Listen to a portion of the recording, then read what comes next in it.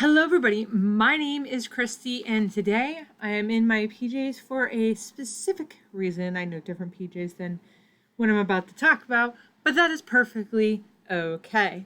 So, this is the video you guys have been waiting for and been kind of asking me on the side of, hey, what happened? What was the result? What was going on with your sleep study? Well, I am here to explain that here with you today. So, these are not the results. I know the results, but that's not this. This is the other suggestions that I'm going to be talking about. So, it came back that I don't have sleep apnea, which is good, kinda. The reason why it's good is obviously I don't have to deal with the CPAP and dealing with the CPAP study and other things along that line that could cause potential health risks as well, including death, really. I mean, that's one positive thing is I don't have to worry about stop breathing in the middle of the night. They said that everything was pretty much normal. My oxygen level was normal, my heart rate was normal, my brain waves were normal. Yeah, okay. So they really need to check that one again. But I digress. So basically, what they ended up saying is because you also have depression, anxiety, and fibromyalgia, that pretty much puts on the fatigue as well. So I guess I'm kind of stuck. Plus, they did go ahead and check for B12, and they also checked for vitamin D as well because they do help as far as energy levels. They came out fine. Now, my vitamin is kind of low for normal. I mean, it's still normal, but it's low. So I know I could take over the counter supplements and probably be fine. But I want to read this over to you. It was something that she gave me about how to optimize sleep and to optimize your energy levels. So maybe this will help you. Um so okay, I'm just going to read it. She gave me this after the consultation visit. I didn't want to actually say it until now, just because it made more sense of the order in which you were going to get the information. So it says, as we discussed today, it's very important that you be on a regular sleep schedule. You should have a 7 to 8 hour consistent window for sleep. Set your alarm every day. Make sure it is a reliable alarm that you can respond to without snoozing. Set the alarm for the same time each day. Bedtime may vary somewhat depending on how sleepy you are. So that's the first thing that's on there. She actually said some people actually need 9 hours. So typically between 7 to 9 hours. The next says, after preparing for bed, at bedtime, if you are sleepy, go to bed and go to sleep. If you're not sleepy, then I would like you to read in another room until you become sleepy. Then go to bed. Between a half an hour before bedtime and the morning alarm time, please avoid all electronics stimulation such as television, computer, cell phones, and no chores or eating. That can get me out of doing it. Anyway, I don't do chores a half an hour. Well, I do sometimes. Like this mess I'm supposed to be cleaning up. Next part says optimize sleep environment, comfortable, quiet, and dark. For the most part, it is. Like when I turn off all my lights, it's pretty dark. I have a little bit of light that comes in from the small windows. These lights are off. That light behind me is off. So it is fairly very dark. Quiet, I typically have the fan on. I did ask her about music. She's like, music is fine. Television, no, because of the blue light that comes into it.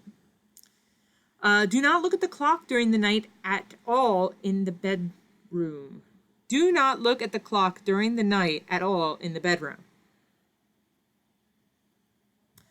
See, I'm not 100% sure why. I forgot to ask why. My theory, and well, the ongoing theory, is that because you're looking at the clock, subconsciously your brain keeps going, that's what time it is. I have this much time before I wake up, this much time before we wake up, just much time.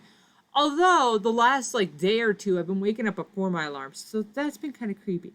Especially since I do turn it around, so I can't even see it. I just see maybe a little bit of sparkle of red, but I can't see the numbers at all. When you wake up in the middle of the night and are unable to go back to sleep, go to another room and read or do something some other quiet activity until you become sleepy, at which point return to bed to sleep. Which I guess makes sense, because if you're already like awake in your bedroom, you don't want to do things that might trigger you to stay more awake because your brain's already thinking you're awake, so you're doing things in that particular room, I guess. Oh, that's my theory, and I'm sticking with it. Do not toss and turn in bed. Sorry, can't help it. I can before I go to bed, but when I go to bed, sorry, can't help it. Limit caffeine to 1 to 2 beverages in the morning. Okay, if you know me, that's probably not going to happen, but I can still fall asleep at the drop of a hat. Exercise as early in the day as you can.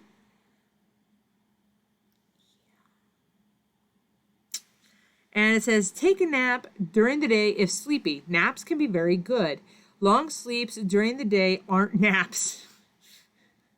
This is best typically either late morning after lunch or even as late as early evening. The optimal nap is in your bed with the alarm set 20 to 40 minutes and do respond to your alarm. Okay.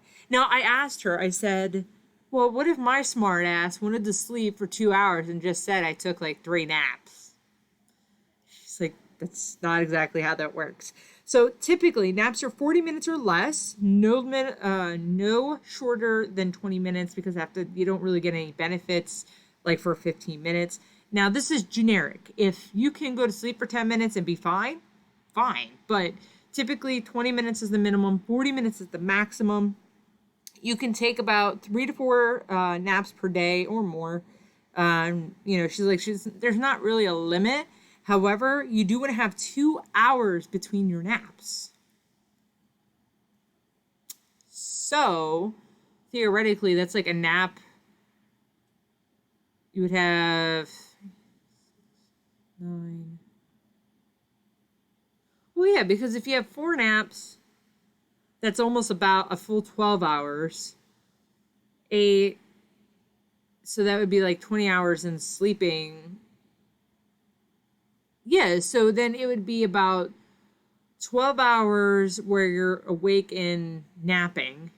Awake for 2 hours, napping for 40, awake for 2. You're roughly 12, okay? Plus, if you sleep 8 hours, that's an additional 8 to the 12, which is 20 hours, which means you have 4 hours. So, okay. Best nap is in bed, no TV, soft music is okay. So, now, we also went over, for me, my typically best wake-up times, but that's based on my work schedule. Like, I still go to work, and I have to be there from 8 to 4:30.